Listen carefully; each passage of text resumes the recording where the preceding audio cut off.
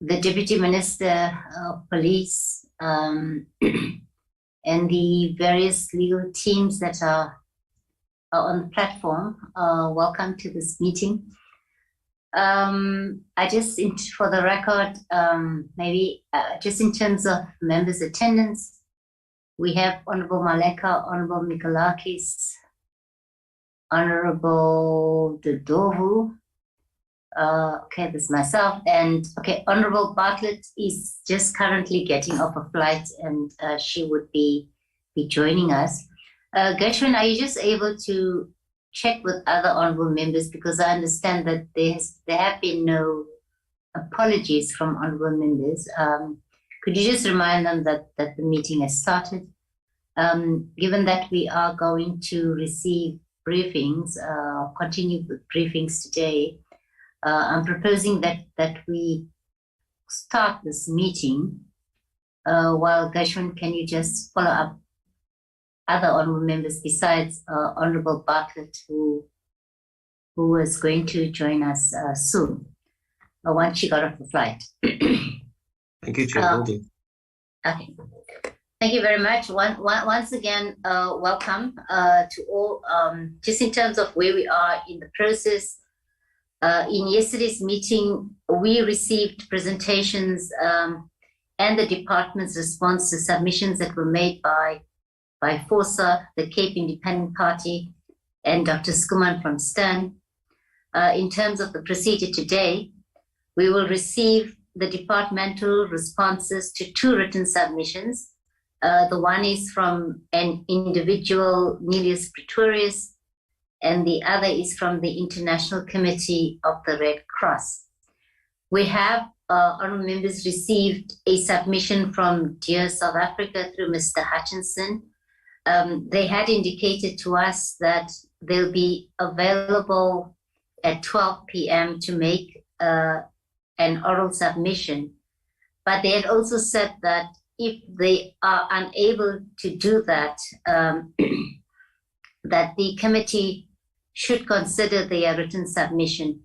However, we'll deal with this matter when we get to that time of 12 p.m. In terms of yesterday's proceedings as well, there were additional responses that were required, and I think through specific issues that arose in terms of the deliberations. And obviously the department's responses are required in terms of these. The first issue was with regard to what Mr. Miller requested, that the department respond to his proposal to remove reference to violent acts in armed struggles in section 1, subsection 4. And his recommendation was sent to the department to respond to in today's meeting.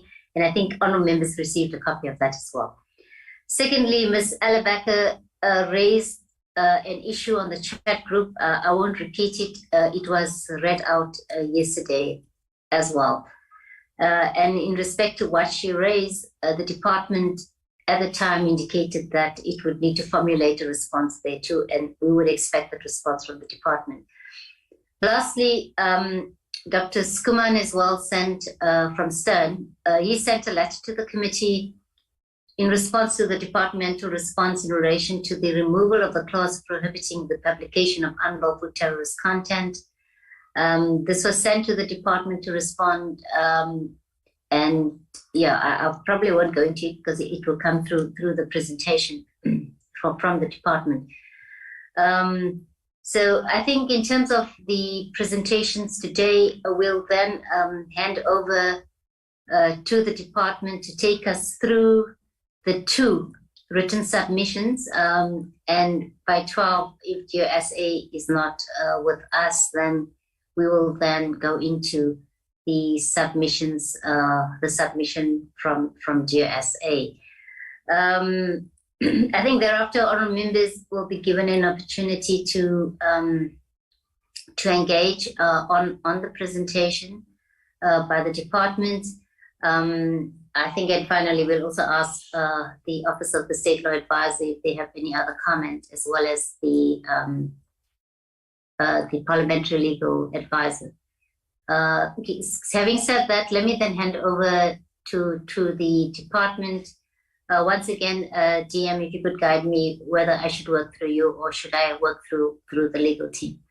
Over to you, DM. Thank you. No, thanks, Chair.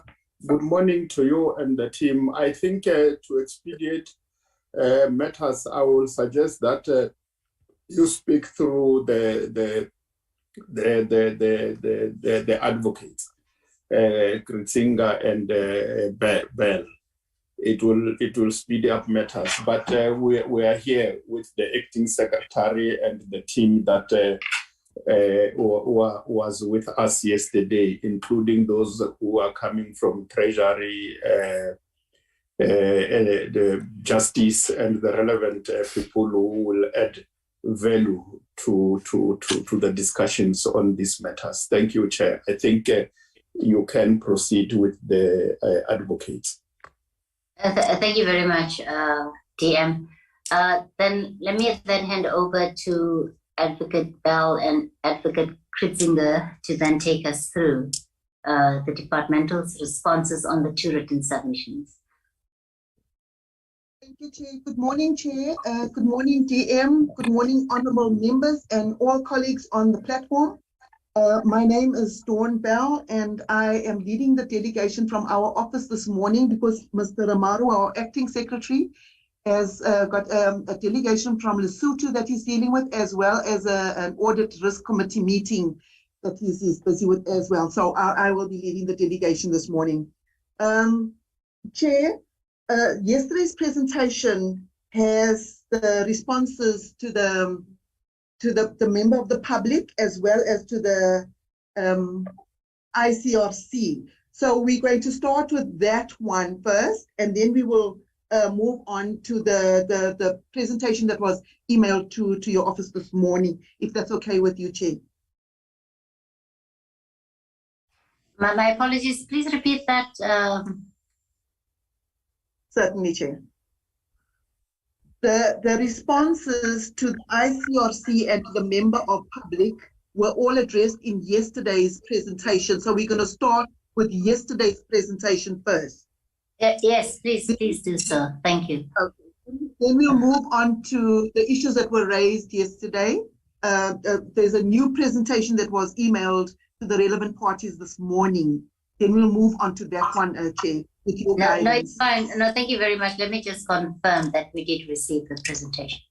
Please continue.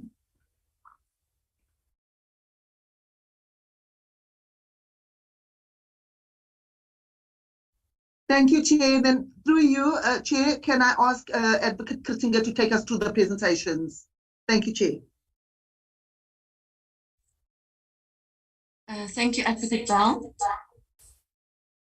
Good morning, Honourable Chairperson, Deputy Minister, Honourable members of the committee and other members on the platform. As indicated by Advocate Bell, I will first just take the committee through the comments that were received from a member of the public and the department's responses related to that. The member of the public was Mr. Nelis Pretorius. His comments on the bill was basically referring to the bill in its entirety, and he has indicated that the bill is very broad and should be scrapped in its entirety, as he does not support it.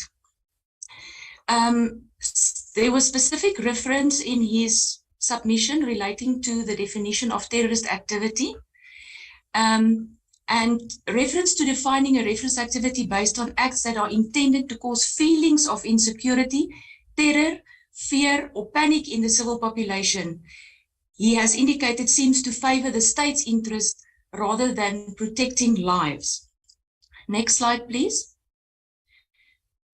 The department will be, in this instance, very short on its response because in yesterday's meeting, we very broadly touched on the definition of terrorist activity and the elements attached to this crime. Hence, we are saying in response to Mr. Pretorius' comments that his comments are noted, but we feel that his comments did not take into account all the elements of the crime that have to be proven for a successful prosecution. If the presenter of the flighting of the presentation can just then now take us to the comments and responses on the submission by the ICRC, please.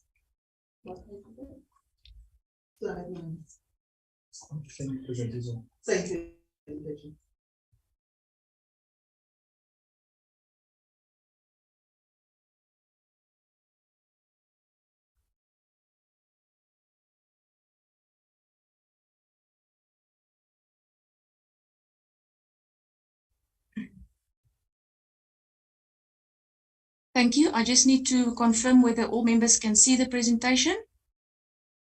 I hope so. Yes, it's visible. Please continue. Just the previous slide, please. Slide 9. Slide 9. Thank you. Chairperson and honourable members, we have there listed in summary the submissions by the ICRC. They have basically indicated that they are proposing the retention of Section 1(4) of the Principal Act, and they are also proposing the inclusion of a humanitarian exemption clause. Next slide, please.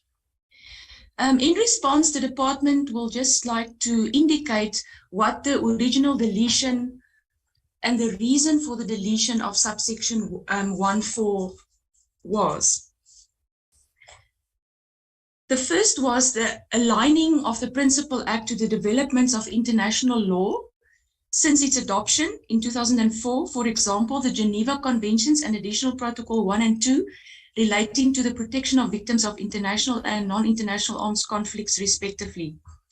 Then secondly, the Act was aligned with the Financial Action Task Force Mutual Evaluation Report that came out in October 2021.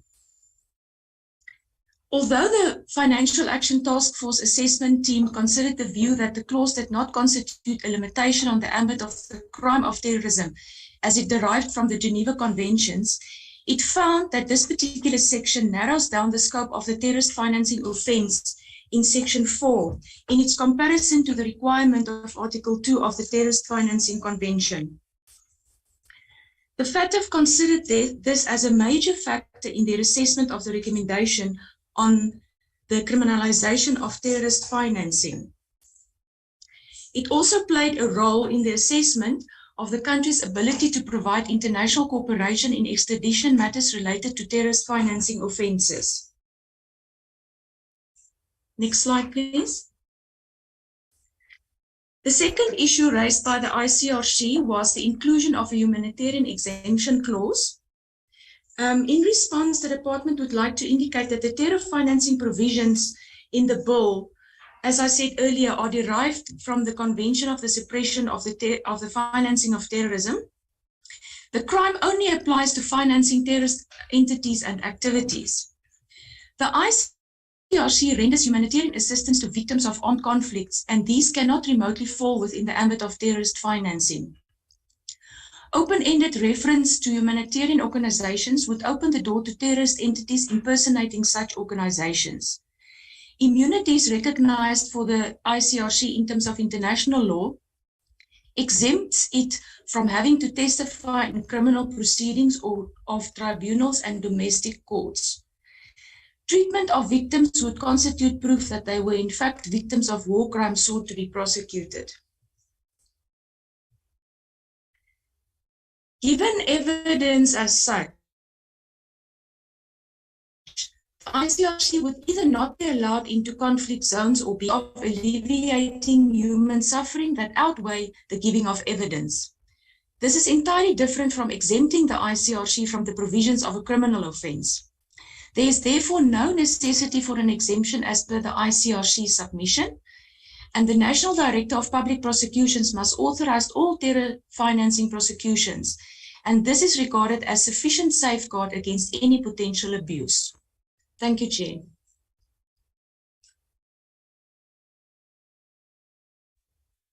Okay, thank you very much.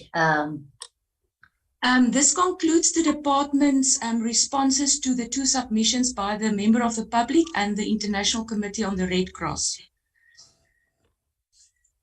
Chairperson, can I proceed with the responses to the issues that were raised in yesterday's meeting? Yeah, please do. Then we can take discussion at one time.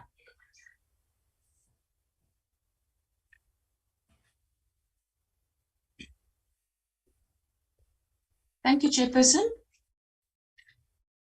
I will first deal with the note on the chat group that was sent through by Ms. Ellerbeck.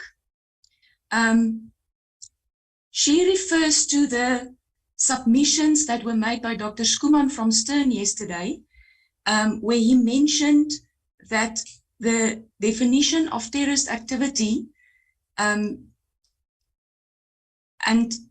the sections that she referred to does not adequately address the issues in subsection 3.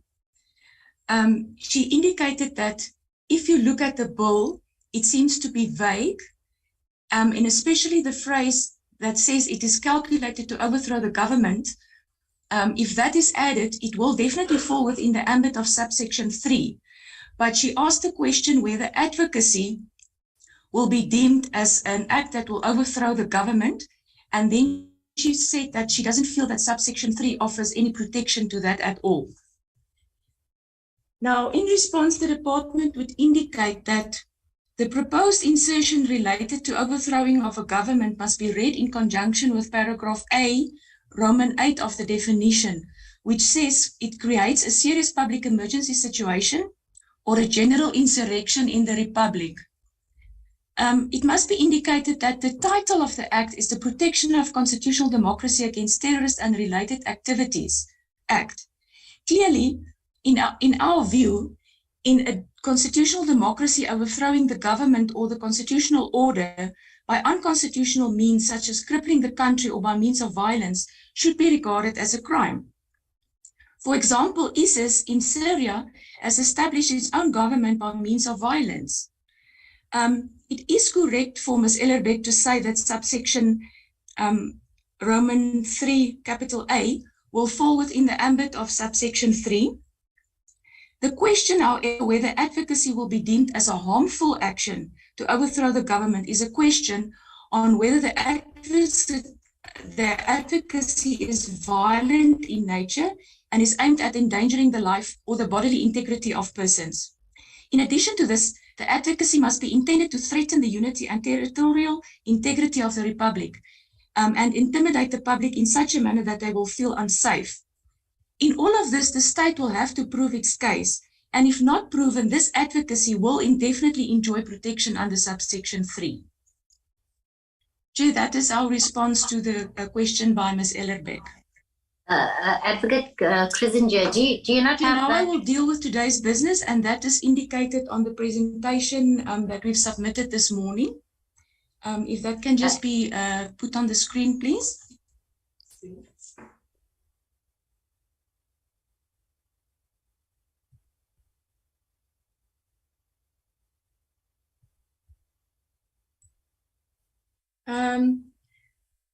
Can we move on to slide 7?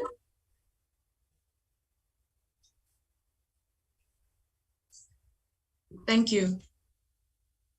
Chairperson and committee members will remember that yesterday the department proposed that the deletion of section 3 capital A in the bill that served before the portfolio committee be retained, and we gave reasons for that.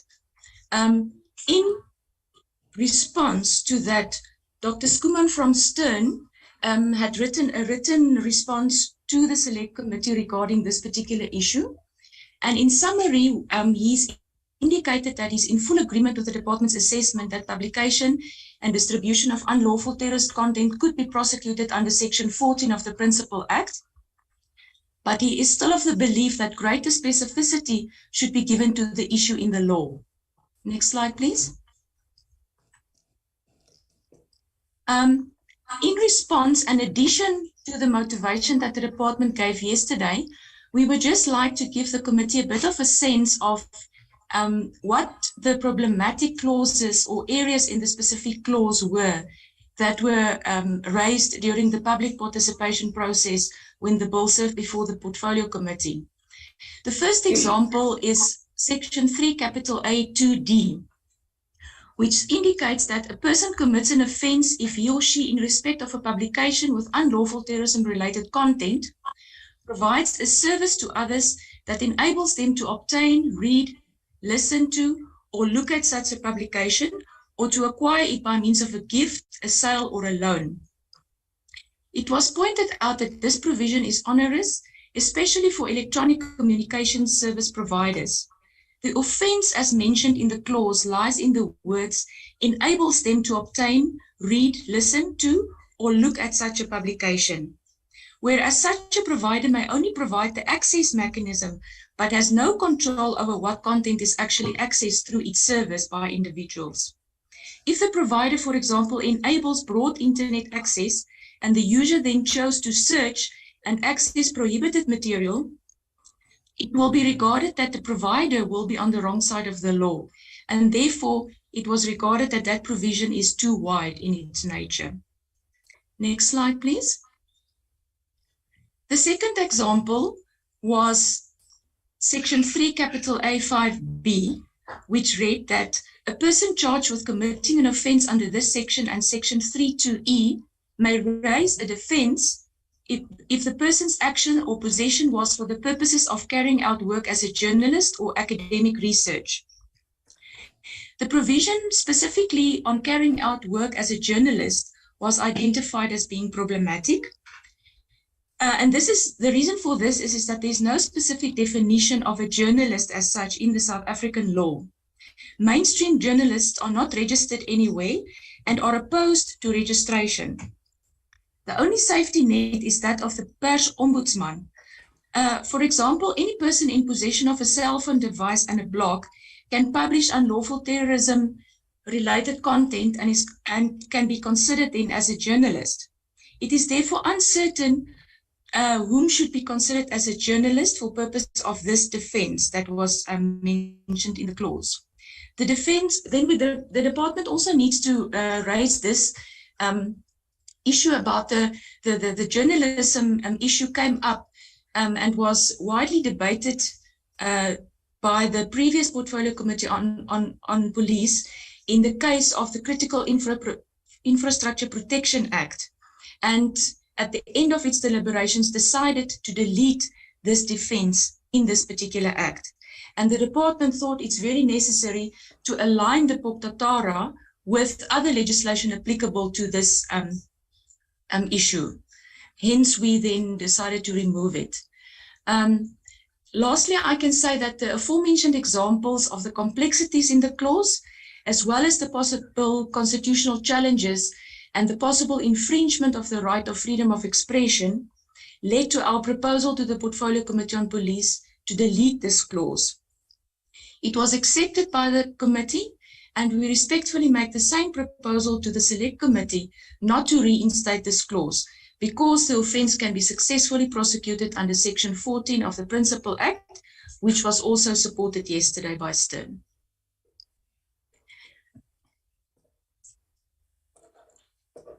Then we move on to the additional inputs that were provided by the Cape Independency Party last night. They indicated that they considered our responses of yesterday, and they thought that a very quick and easy way out would be to propose a minor amendment to Section 1(4) by omitting the phrase including any action during an armed struggle, believing that the omission will immediately remove the possibility of acts of violence being condoned under Section 1(4).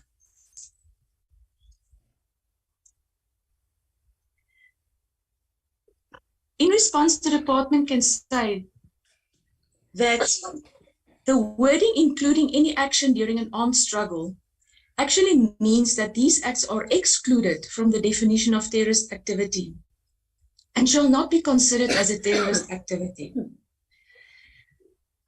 The deletion of this subsection was a recommendation in the mutual evaluation report of the Financial Action Task Force, as indicated also before.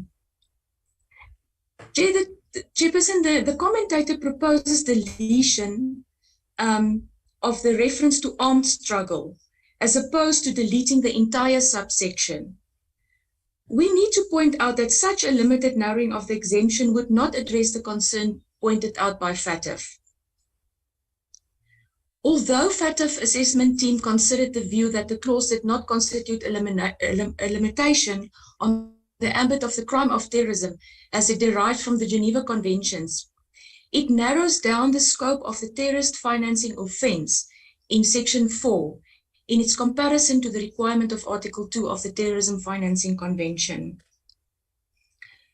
I need to also indicate that the Terror Financing Convention states that each state party shall adopt such measures as may be necessary, including domestic legislation, to ensure that criminal acts within the scope of the Convention are under no circumstances justifiable by certain considerations. The FATF considered this as a very major factor in their assessment of the recommendation on the criminalization of terrorist financing. It also played a role in the assessment of the country's ability to provide international cooperation in extradition matters related to terrorist financing offences. If this exemption is maintained and only reference to an armed struggle is removed, it is very likely that the remainder of the exemption would also be considered not to be aligned with the Terrorist Financing Convention, that the deletion of Section 1.4 must be retained.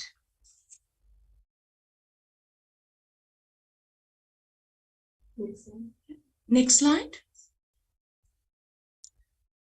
Chairperson, we also received written submissions from Dear SA, which we also worked through, and in summary, it was indicated.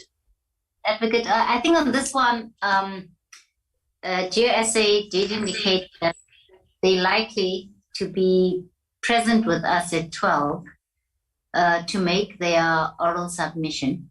So I'm going to propose that we hold off on the GSA, your response to the GSA submission. I'll request Gershwin as well, if you are also able to make a follow-up in terms of their availability for 12 o'clock. But in the meantime, I'm going to propose that our members, let us then engage on what has been presented thus far. That is in terms of the 3 outstanding issues from yesterday, as well as the 2 written submissions, the one from the ICRC, as well as the individual Mr. Nelius Pretorius. If we can maybe stop there, Advocate, for now, and maybe allow, if the DM doesn't have an objection, but if he has nothing else to add, let us then allow honourable members, if they have any questions for clarity or any inputs that they would like to make. Our members, over to yourselves. DM, I'm sorry. Okay. No. I think you can proceed with members. Yeah. Thank you. Great. Thank you very much, DM. Let me start with Honourable Mikolakis. Honourable Mikolakis. Thank you very much, Chair. Good morning, everyone. Chairperson, my question just relates to the omission of the humanitarian aid, Section 1.4 that was omitted, that was referred to just now again.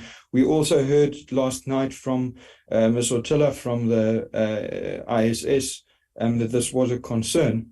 My question would be, since this is a bit of a concern, and obviously most of the organizations like the Red Cross would be registered organizations, at least the ones that are above board and not subject to any suspicion. Surely including some other provision to safeguard them would not do much harm. You can, in my opinion, add a provision to say that it has to be registered humanitarian organizations or acknowledged organizations. I just want to hear the department's opinion on perhaps including such a provision with a safeguard of making sure that it's only accredited organizations. Would that not address the concern that was raised and actually improve the bill without opening the door, as the department indicated their concern is, to organizations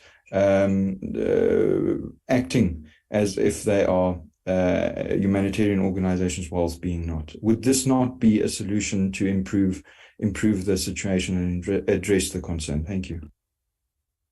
Thank you very much, Honorable Mikolakis. Honorable Dangle. Thank you very much, Chairperson.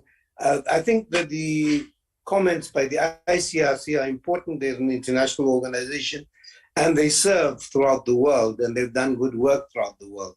So I think their comments should be taken on board quite seriously. Two is, I think, the definition of terrorism, the old definition that included the humanitarian provisions should have been retained. I just need to understand why it was removed from there. Thank you very much, Chairperson. Thank you very much, Honorable Dangle. Honorable Dodovu.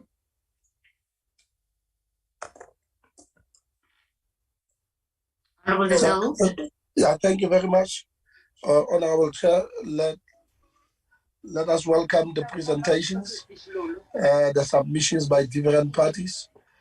Just a concern, Honorable Chair. The first submission is from, I didn't capture the name of that person quite well, but it's a person who says the whole bill doesn't serve any purpose. It doesn't help to deal with issues of terrorism, and therefore the whole part must be scrapped. As much as we must listen to the submissions made and we must seriously consider them, this kind of submissions don't help us to really understand the concerns of the public in respect of the issues that they've got to raise. Because the fact of the matter is, terrorism is a serious threat, both domestically and internationally. We cannot take light the fact that anytime this might threaten our constitutional democracy, the hard-fought constitutional democracy, and we cannot really afford that. And I'm asking myself, under the circumstances, what is it that we can do to engage with that particular person and clearly understand what does he mean in this particular instance? But if it is not possible, unfortunately, there's nothing that we can do, Honorable Chair, but to consider what we have that is placed before us on the table with a view of, at the end of the day, adopting a law that must help our country to deal with issues of terrorism and all the related activities, including the financing of terrorism. This is a concern that I'm raising because I thought perhaps we'll get something out of that comment. But secondly and lastly, Honorable Chair, I have noted the comments by the Red Cross and STAND, I think so. I think in our deliberations, this is what we must really think about in respect of these submissions that are before us. Thank you very much, Honorable Chair. Thank you very much, Honorable Dodovu. Maybe I just want to add to what Honorable members have asked with regard to the humanitarian exemption. I think what the department does indicate is that the Act is aligned to the Geneva Convention. Maybe if you could perhaps expand a bit on that, and how does that assist in terms of supporting humanitarian assistance to especially ensure that it gets to civilians that are in need of aid. That's from my side. Over to you, Advocate Bell and Advocate Kritzinger just to take us through your responses.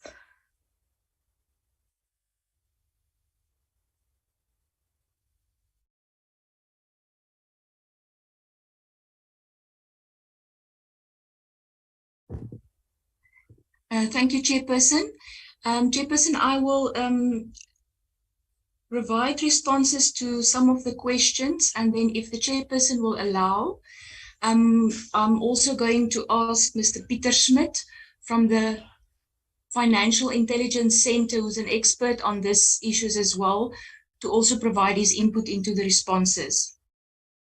And then also Mr. Sean van Berdaar from the Office of the State Law Advisor, if they can also give us input for clarity-seeking purposes.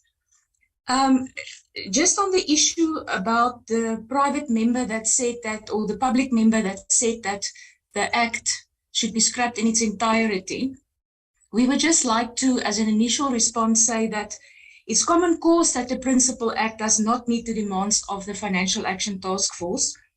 And the bill really addresses the recommendations of and guidance of oversight structures, especially from the 2018 report on the UN Counterterrorism Executive Directorate, as well as the 2021 Mutual Assessment Report of the Eastern and Southern African Anti-Terrorism Group, as well as FATF.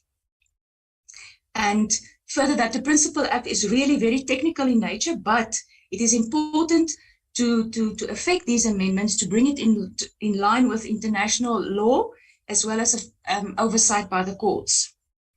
Then in terms of the exemption clause issue, it must be noted that the terrorist financing provisions in the bill are derived from the Terror Financing Convention. And the crime only applies to financing terrorist activities and entities. And the ICRC renders humanitarian assistance to victims of armed conflicts, and these cannot remotely fall within the ambit of terrorist financing. Open-ended reference to humanitarian organizations would open the door to terrorist entities impersonating such organizations. Thank you, Chair. I will ask Mr. Pieter Schmidt just to also give us his inputs. Thank you, Chair.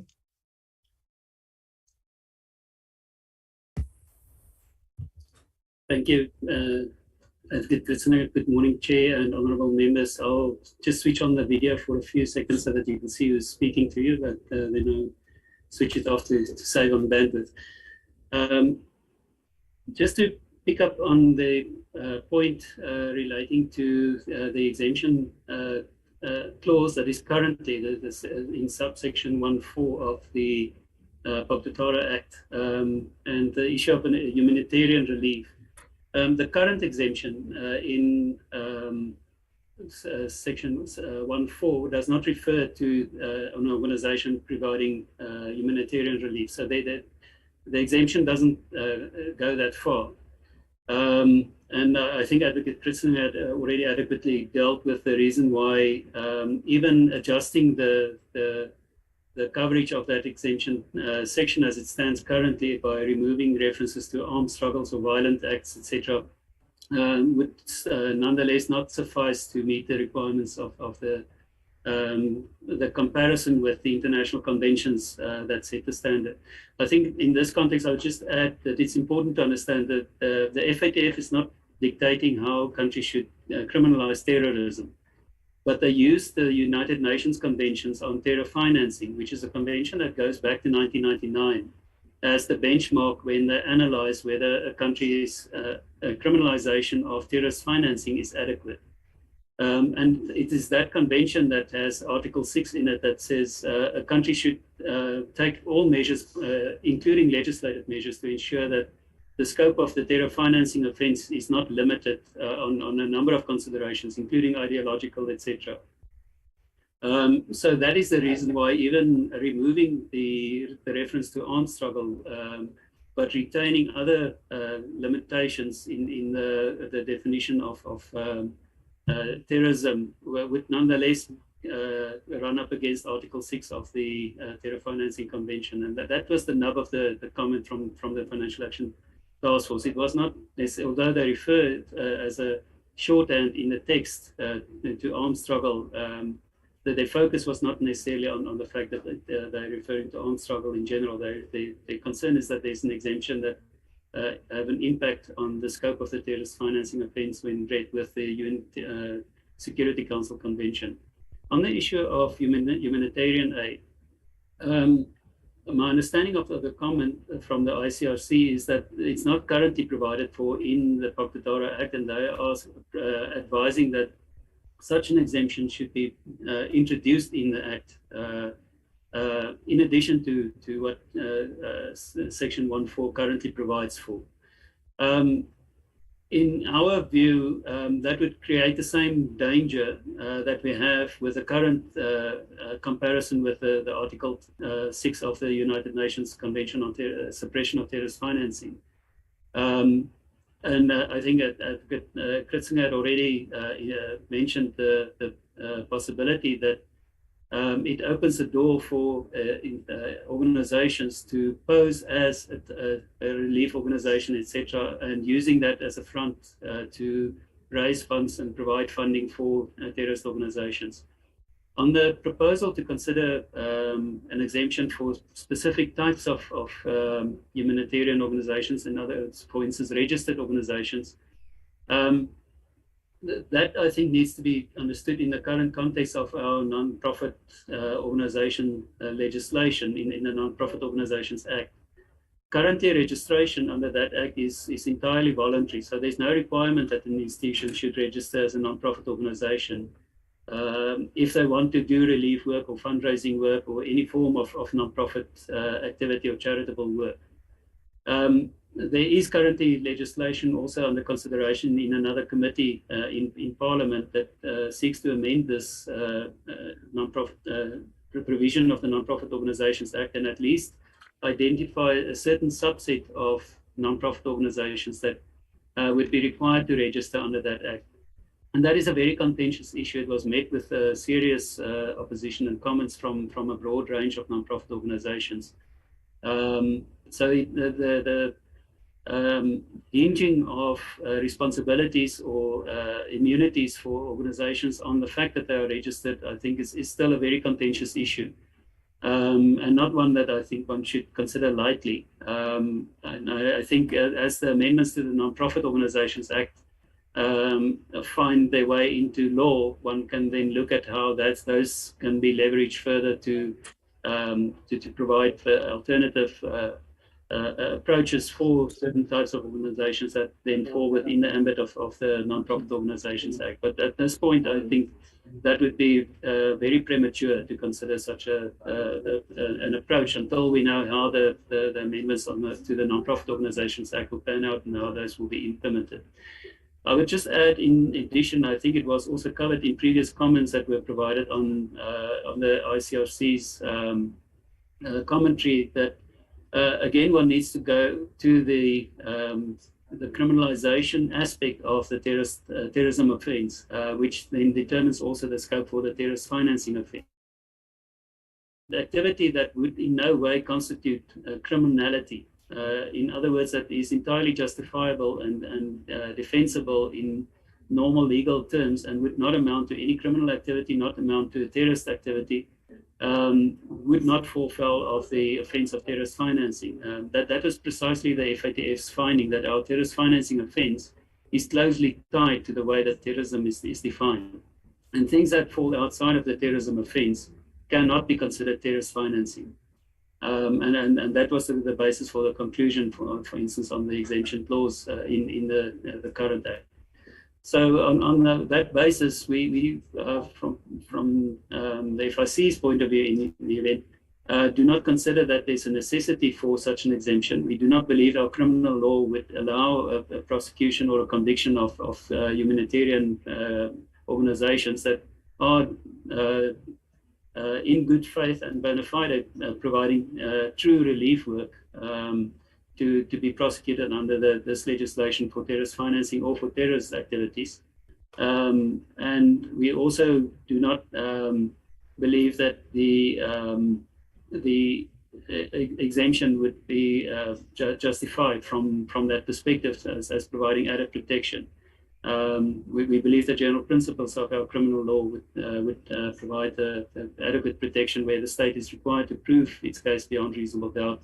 And the facts would simply not support such a prosecution in a case of an organization such as the Red Cross or Red Crescent or any of the relief organizations that provide this type of work.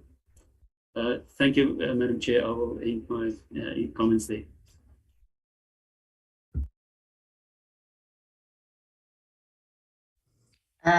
Thank you very much, Mr. Smith and Advocate Christinger.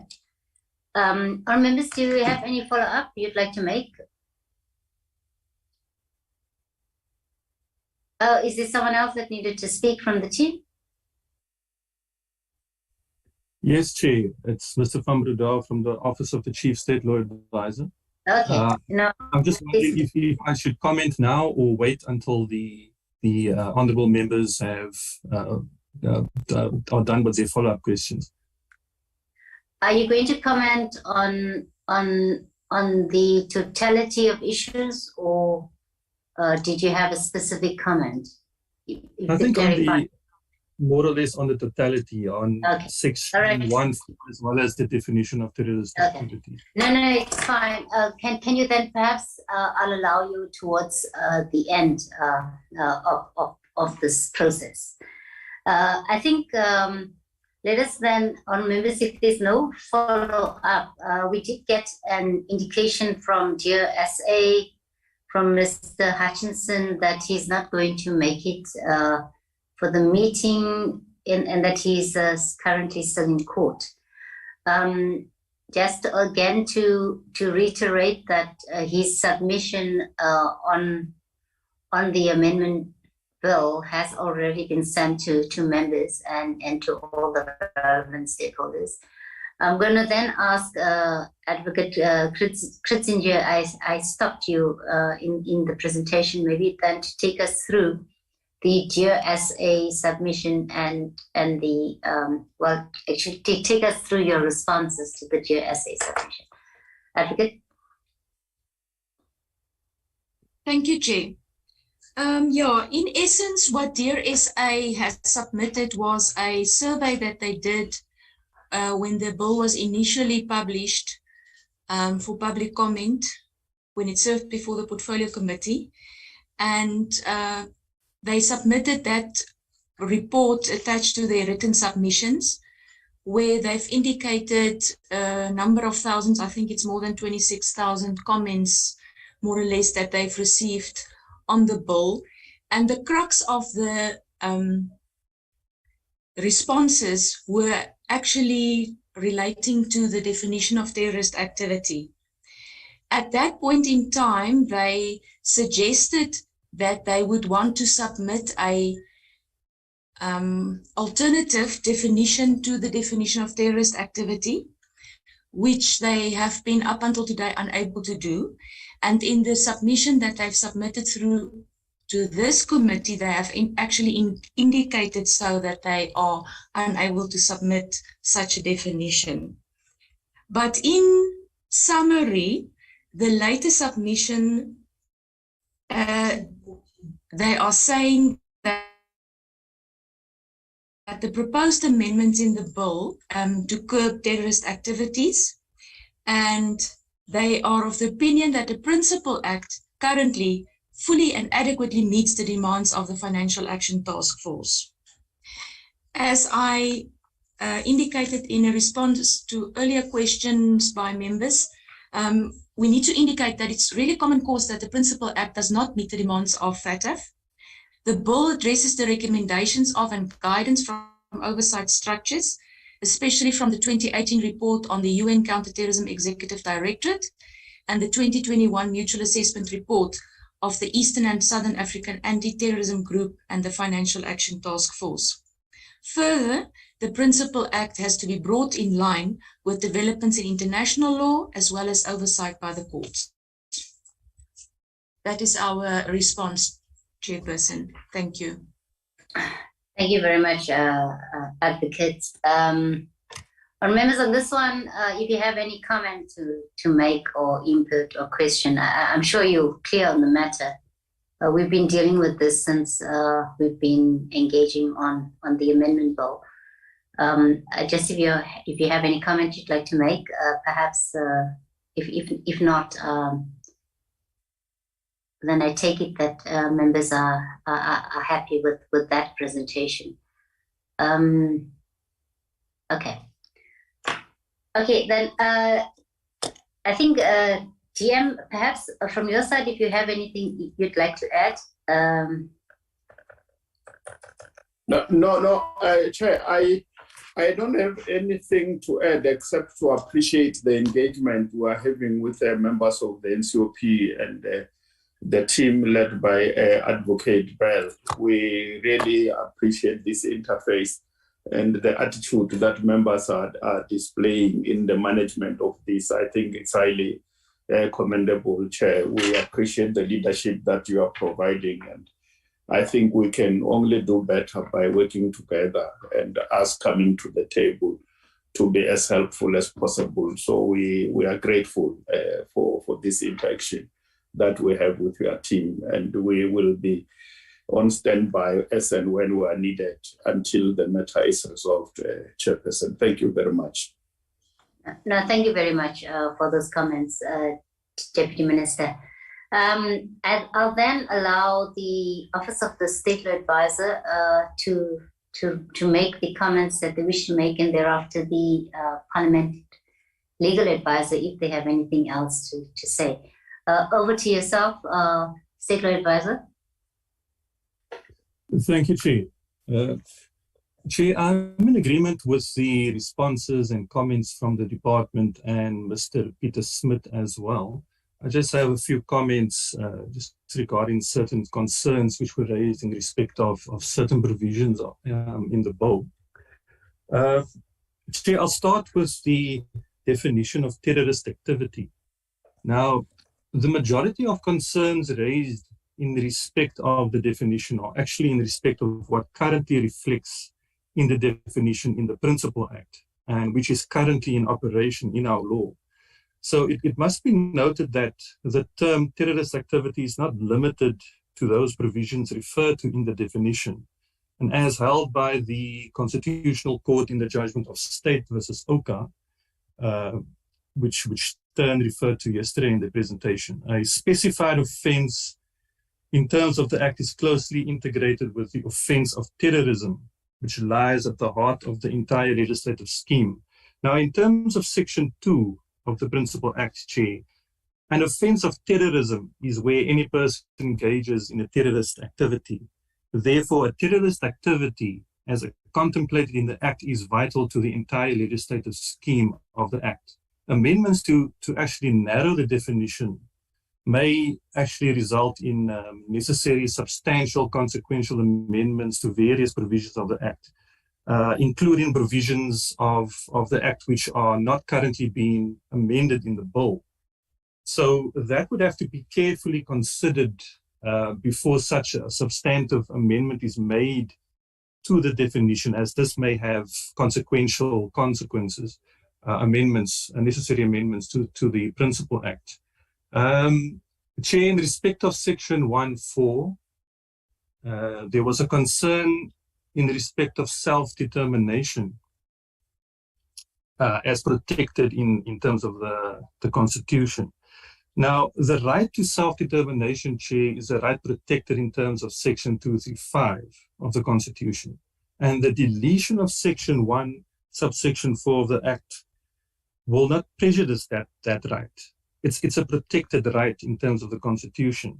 And a peaceful exercise of Section 235 cannot be deemed to be a terrorist activity, as intention, as indicated by so many presenters over the past couple of days. Intention is an important element which must be proven. Chair, regarding the concern that the deletion of Section 1.4 may deem or render the work of certain certain organizations, international organizations, may deem their work as being terrorist activity. Chair, in addition to what the department has already indicated and Mr. Peter Smith, So the committee should also consider the immunities provided by the Diplomatic Immunities and Privileges Act, also known as the DIPA. Now, in terms of that act, I think especially Section 5.3, any organization recognized by the minister and any official of such organization enjoys such privileges and immunities as may be provided for in any agreement entered into with such organization. Now, Chair, an example of such an international agreement is the agreement between the Republic and the International Committee on the Red Cross. That's just one example, Chair.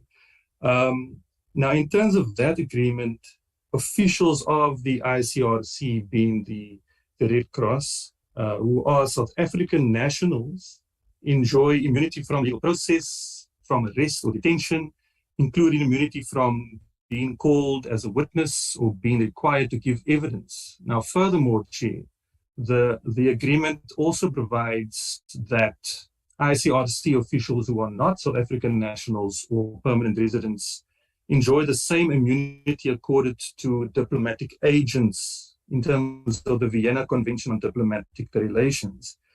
Now, in terms of the DIPA Act, that convention, Vienna Convention, has the force of law in the Republic. And Chair, in terms of Article 31 of the Vienna Convention, a diplomatic agent enjoys immunity from the criminal jurisdiction of the receiving state. Now, in this case, it would be the Republic of South Africa. Furthermore, in terms of Section 7, subsection 2 of the DIPA, the minister may, if it is not expedient to enter an agreement which grants immunities to an international organization, the minister may confer such immunities and privileges on a person or organization as may be specified by a notice in the Gazette. So, Chair, in our view, there are sufficient safeguards to ensure immunity for such organizations providing humanitarian aid or organizations providing similar aid, and that's provided for in the Act, specifically where intention must be proven as an element, as well as the DIPA and international law. So that's all from me, Chair. Thank you. Thank you very much, Advocate van Breda. Yeah, for that input. Okay, I see, Honorable Dangle, your hand is up. Did you have something you would want to say, or you?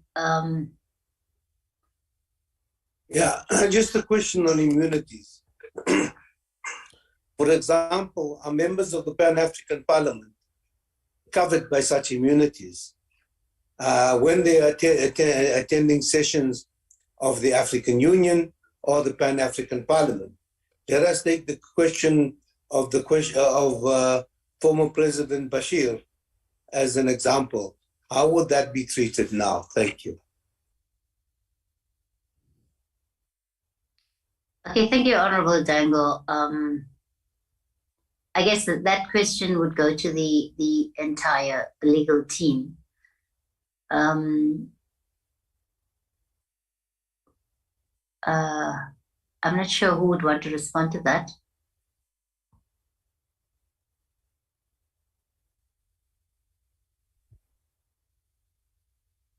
Yes, Chair, I'd just like to make a comment. Perhaps the rest of the legal team can come in. Regarding, look, the Pan-African Parliament, they would, if they are diplomatic officials as contemplated in that act, they would certainly enjoy the immunities. For the purpose of this bill, we are focused on those organizations referred to, those organizations providing humanitarian aid. Regarding the case of Bashir, well, there are also provisions which provide for heads of state. I can't recall exactly what they are, but they do enjoy certain privileges. That particular judgment, which came out a few years ago, I think it was the spouse of one of the heads of state, that in terms of that judgment, it was decided that the spouse of the head of state does not enjoy the same diplomatic immunity as a head of state. But I have nothing further to add except to say that if an individual or person can be classified or falls within the definition of a diplomatic or a diplomat in terms of the act, that person would then enjoy immunities, because that act provides immunity in the respect of diplomatic or diplomats as well as international organizations. Thank you, Chair. No, thank you very much. I don't see any other person wanting to respond. But that being said, let me just ask the parliamentary legal advisor, Suan, if you have anything you would want to say or add. Thank you, Chairperson. My colleague covered most of the legal issues. I just want to add that a lot of the amendments in the bill are policy considerations, so the department is best placed to explain the intention behind that. With regard to the issue of self-determination, what is clear is that the Constitution does protect these rights, including the right to freedom of expression, and there's specific political rights that are protected. So unless a person is performing a specific act that falls into the ambit of this bill or the principal act, then it will not be criminalized. So we do have existing constitutional rights that protect people. Regarding to the vagueness of the terrorist activity, I think in yesterday's briefing it was explained, and I agree, I can confirm that the particular wording that was pointed out as being vague is referred to in the Constitution itself, and the entire section of terrorist activity has various legs, so you can't understand one particular part of it in isolation. You must read the entire thing, including the fact that there must be intention to commit a terrorist act. Chairperson, regarding the exemption for a humanitarian organization, that is a policy decision. I think the department has explained the issues as to what the dangers are having a broad exclusion, because there's activities that could fall into legitimate organizations but may be classified as funding for terrorist activities. So those are the considerations that the committee must have in considering if they want to have an exemption, is that can it be so narrow that only legitimate institutions are exempted, or is there this danger that others that may, under the cover of being legitimate may be able to finance terrorist organizations? So those are just the broad points as to the comments that were raised during the public hearings. Thank you, Chair. Great. Thank you very much, Ms. Isaacs, for that as well. Our members, I think we've exhausted issues for today. Okay, I have Brigadier van der Walt, who has raised their hand.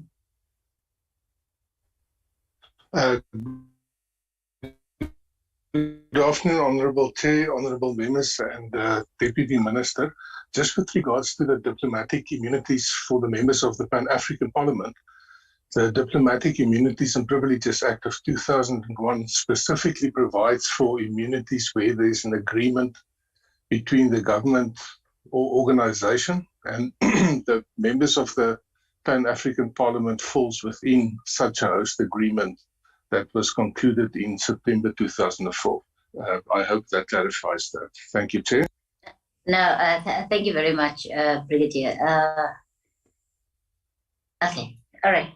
Our members, I think we've reached a point where we've actually exhausted our engagements for the day. And I don't see any member wanting to raise further issues and questions for clarity. I think that being said, let us then thank the department and the department's legal teams, Mr. Smith, the state law advisor, the parliamentary legal advisor, and also yourselves, honorable members, for the various engagements on various aspects of the bill related to public comments that we received. And maybe just to indicate our members that we will continue with our deliberations on the bill in tomorrow's committee meeting, and we'll send out those details to members in the course of this morning or this afternoon, if it's past 12. Yeah, with that said, let me thank you all very much, and we'll continue with the deliberations tomorrow. Thank you very much, everyone. Thank you, Chair.